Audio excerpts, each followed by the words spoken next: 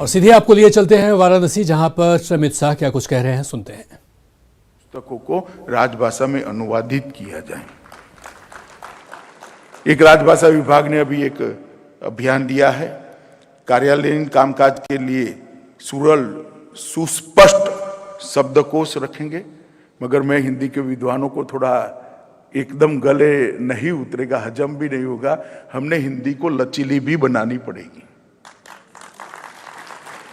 हिंदू की स्वीकृति अगर लानी है तो हिंदी को लचीली बनानी पड़ेगी। मैं एक उदाहरण देना चाहता हूं। वीर सावरकर इस देश में अनेक प्रकार के कामों के लिए जाने जाते हैं। दुनिया भर में इनकी स्वीकृति है। पूरा देश उनको वीर सावरकर करके सम्मानित करता है।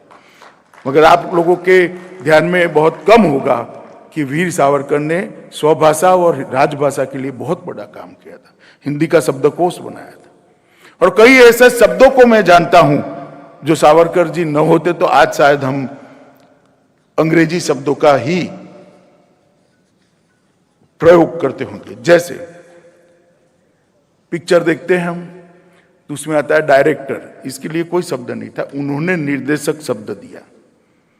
आर्ट डायरेक्शन, उन्होंने शब्द दिया कला निर्देशन। कई सारे शब्द को उन्होंने दिया और हिंदी को समृद्ध बनाने का प्रयास किया। इसी प्रकार से अब समय आया है कि हम इस हिंदी को लचीली बनाएं। हमारी राज्यों की भाषा के शब्द भी अंदर आते हैं तो उससे परहेज न रखें। कोई विदेशी भाषा का भी शब्द आता है तो परहेज न रखें। उसका बोलने का माध्यम हिंदी हो जाए, उसके लिखने का माध्यम हिंदी हो जाए, इसके सोचने का माध्यम हिंदी हो जाए। इतना एक बार करो, हिंदी अपना रास्ता अपने आप कर लेगी बाद में। मगर हिंदी को लचीली भी बनाना पड़ेगा। और ये जो शब्दकोश राजभाषा विभाग तैयार कर रहा है, वो मुझे लगता है कि हिंदी को प्रशासन की भाषा बनाने में बहुत बड़ा योगदान हो।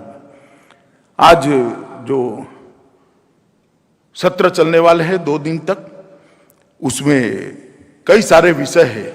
इसमें एक विषय भारतीय भाषाओं में पत्रकारिता का भी है और भारतीय भाषाओं का स्वतंत्र संग्राम में योगदान का भी है। मित्रों, मैं मानता हूं ये दोनों बहुत बड़े विषय हैं और हमें इसको लोकभोग्य बनाकर जन जन तक पहुंचाना पड़ेगा।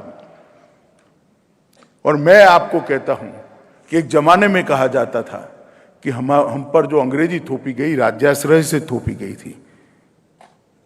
ये इसलिए करना पड़ा था कि वो विदेशी भाषा थी। हिंदी और राजभाषा को राज्याश्रय से नहीं थोपना है, हमारे प्रयासों से इसको सर्वस्वीकृत बनाना। शासन तो करेगा। मोदी जी के जितने भी आप भाषण सुनते आप देखेंगे हिंदी में ही होंगे।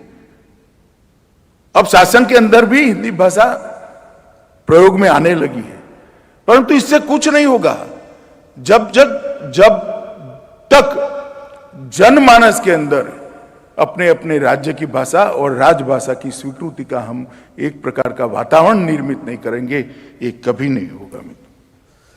और न्यूज़ 18 बिहार झारखंड पर खबरों का सिलसिला लगातार है जारी। आप हमारे साथ बने रहें। नमस्कार।